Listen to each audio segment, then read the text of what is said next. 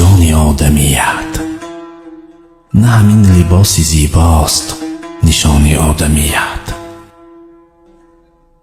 اگر آدمی به چشم است و دهان و گوش و بینی، چی میان نقش دیوار و میان آدمیت؟ خور و خواب و خشم و شهوت، شغب است و جهل و ظلمت.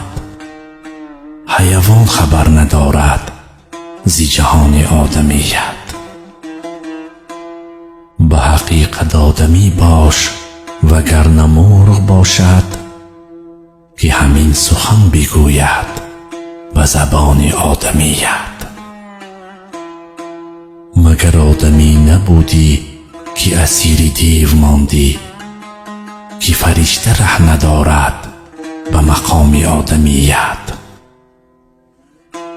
اگر این درنده خویی زی طبیعتت بمیرد، همه عمر زنده باشی به روان آدمیت. رسد آدمی به جایی که به جز خدا نبیند، بینگر که تا چه حد است مکان آدمیت.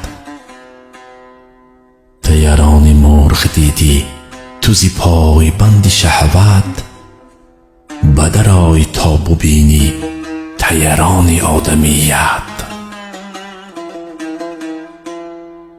نه بیان فضل کردم که نصیحتی تو گفتم، هم از آدمی شنیدم بیان آدمیت.